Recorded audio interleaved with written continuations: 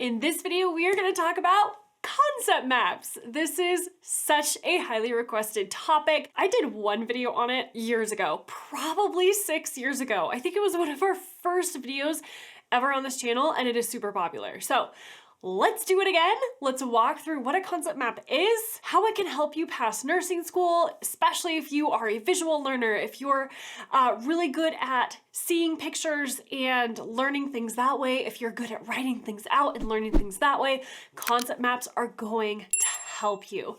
Let's talk about it and walk through how to do it.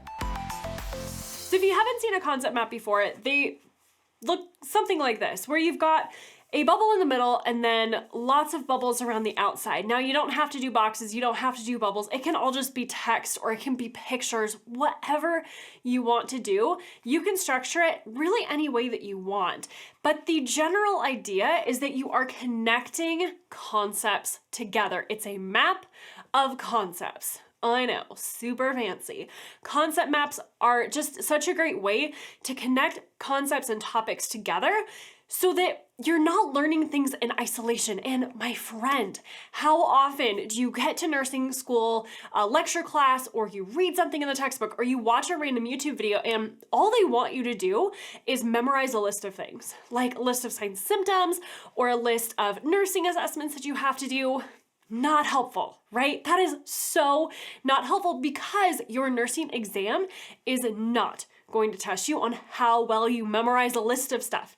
Your nursing exam is going to test you on how well you critically think about what you are learning about. That's what they want.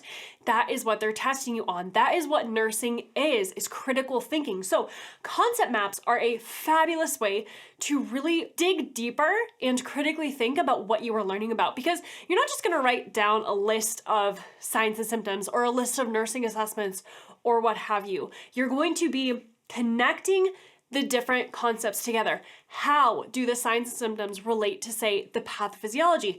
How do the nursing assessments relate to the signs and symptoms? That is what a concept map will do for you. So here's some ideas for how to use a concept map. What you put in the middle can really be anything. Let's say you're in fundamentals and you're studying intake and output. You can put intake and output here, and then anything that you're learning in class about intake and output, you would put around in these boxes here. And then you would connect intake and output to, say, like a clinical skill. How are you going to measure intake and output at clinical? Well, you would write it in another box. How does intake and output affect a patient's perfusion? Let's say you could put perfusion here if that's something you're learning about in nursing school. The key really for concept maps, and basically anything in nursing school, is that you're not learning things in isolation. I think that's probably one of the biggest mistakes nursing students make, is that so often we try to study the old way, kind of like we learned in anatomy and physiology or in microbiology, or even how we learned in elementary school and high school. That is not helpful for you when you get to nursing school. You cannot learn things in isolation. You have to start connecting the dots between things that you are learning. And that is the beauty of a concept map. So if you're learning about any topic, like we said, intake and output, connect it to all of the other things that you're learning about.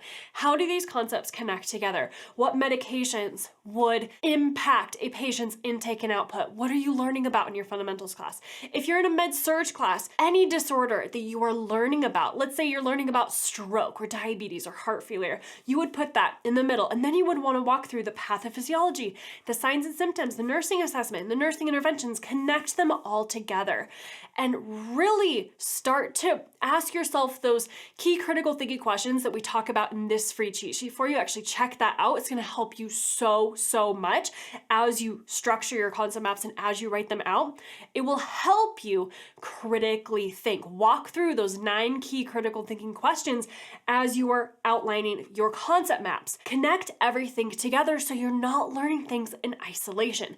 That's the key. Any topic you're learning about for mental health, for pediatrics, for OB, for critical care, anything that you are learning in nursing school, you can use a concept map for, because it's just such a great way to see visually how things connect together. Now, the really cool thing is that you can actually create a concept map for a topic and then do another concept map for another topic, and then you can really compare and contrast between the two of them. If something is super similar, but in some ways they're different, you can really start to see like what are the similarities and what are the differences between two topics. Let's say you're studying hyperthyroidism and hypothyroidism. Okay, so those both have to do with a patient's metabolism and their thyroid hormones, but they differ in very significant ways. So let's say you do a concept map on hyperthyroidism and a concept map on hypothyroidism. So how do those two things, how are they similar and how are they different? And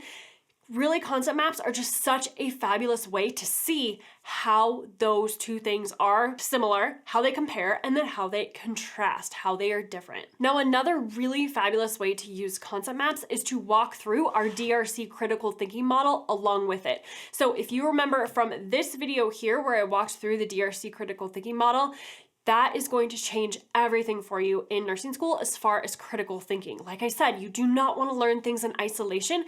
You have to learn things together. So if you want to use concept maps as the DRC critical thinking model, go for it. That is a fabulous thing to do. So write the topic here, write DRC. What is the description or definition of what you're learning about? What is the reason or rationale? What's the pathophysiology behind it? What is actually happening? And how does it connect to all of the other things? Concept maps are such a great way, like I said, just to see it visually, to put pictures to it. You can draw pictures, you can write, you can just compare, contrast different topics. That is such a better way to learn things in nursing school because you are not learning things alone. Because like I said, your test is not going to test you on how well you memorize the list of signs and symptoms. They're not. What they're going to do is give you a case scenario question, a priority question, a case study. They're going to give you a patient situation and they're going to ask you, okay, based on this patient situation, what is your first priority? What signs and symptoms might you see?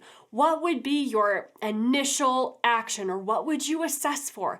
These are all critical thinking questions, my friend. If you just simply memorize a list of signs and symptoms, you are going to have a really hard time on your nursing school exams. That is not what we want to do around here, okay? So use concept maps, use the DRC critical thinking model, and you will be golden. All right, if you have any questions about it, we walk through all of this inside the NursingSOS membership community where we walk you through step by step how to critically think and do all of this, all right? So check that out. You do not want to miss joining that community where we can hold your hand through nursing school and help you the entire way through.